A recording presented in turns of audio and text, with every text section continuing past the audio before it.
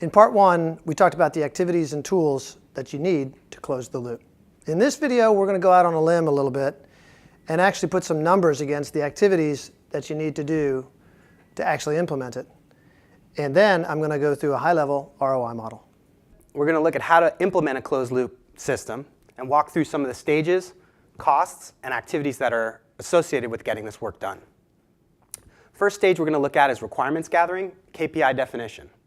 This is where we're going to define our goals, we're going to define stakeholders through the business, and we're going to gather a team that's going to work to get this done. That's going to include your marketing department, your sales organization, IT, and the people who work on the website. During this phase, we're going to identify our source systems, maybe our CRM system like Salesforce.com, a web analytics system like Google Analytics or Omniture Site Catalyst, and maybe call center or other line of business technology that you want to get data from. Through this process, we're going to identify those systems, find the core KPIs that you're looking to report on, and identify where we're going to get that data from each of these systems. This process usually takes around $10,000, and it's really predicated on the organization's ability to define clear goals, assign clear stakeholders, and really work through this data mining process to find the right KPIs for your business. The next step is the data modeling step. We're going to take all those KPIs that we've defined and all those metrics that we're looking to aggregate and build a data model to house that information. During this process, we're going to be defining the key data fields and keys and the transformations that need to occur from the source systems into our target system. This process usually takes around $25,000 to get done and depends on the data storage requirements and can depend on privacy requirements as well, depending on your business. The next step is the ETL development process. This is where we actually build the programs and scripts to move data from the source system into the target systems. We're going to build various scripts and programs to move, transform, calculate data, and build our KPIs in the target system. Again, this is another area where IT requirements can come into play as we're dealing with systems all throughout the enterprise. Cost here is about $20,000 to $40,000 depending on the data sources. Some sources are more pluggable than others. Some require some custom work to move data out or require complex transformation for you to get business value out of them. The final step is reporting and analysis. This is where it all comes together and we start producing output that you can use in your business to drive your marketing program. We're going to build dashboards and reporting that can be segmented and distributed throughout your organization. This usually is about $20K to get done, and again, depends on the reporting requirement, security requirements of reports, and the availability of these reports throughout your organization.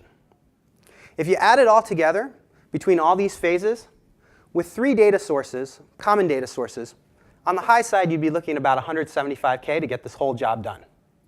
Time to close the loop. Let's first start with a marketing funnel. This is for an average B2B company. 330,000 visitors a year, 1.5% conversion to lead, 5,000 leads, 10% conversion to sales qualified lead gives you 500 sales qualified leads a year, 10% conversion to customers gives you 50 customers a year. Not bad, and this is assuming a pretty well optimized system and baseline. So now let's talk about the lift that we're seeing from our current clients from this kind of funnel and the impact that that can have. At the top end of the funnel, as you know, it's pretty hard without spending more money to make much of a move in the needle. But we're conservatively seeing about a 5% increase, taking that from 330 to almost 350,000. This is where we see the big bump, is between visitors and leads. And we're seeing anywhere from a 30% increase, so taking it from 1.5% to 2%. In terms of leads to sales qualified leads, there's typically a smaller lift here, so we'll just say 2%. And then from SQL to customers, I'm going to take a conservative 10% lift. That number can actually be a lot higher if we do engagement scoring and sales alerts. But again, here we're just talking about closing the loop. So in sum, we're going from 350 to 6,800 to almost 700 to 76 customers a year now. That's an increase of over 50%. Okay, so now let's do a high-level ROI model to wrap it all up. Let's say you're a B2B company with an average sale of $100,000. And as we saw at the end of the funnel here, you're doing 50 new customers a year, giving you new customer revenue of $5 million, and with a 30% margin, $1.5 million in margin annually. Matt, a minute ago, gave us the figure of about $175,000 as a high estimate for implementation fees. To drive these kinds of numbers, you're also likely going to need about another $100,000 in service fees to drive channel optimization based on the insights from that data. So let's give the total fees to close the loop of $275,000 in year one. The lift from closing the loop, we saw over here 53%. Let's be conservative, cut that in half, and say 25%. That would give you an incremental margin of $375,000 and an ROI year one of 36%. Again, year one ROI. Year two, absolutely going to be higher because you're not going to have the startup fees of implementation.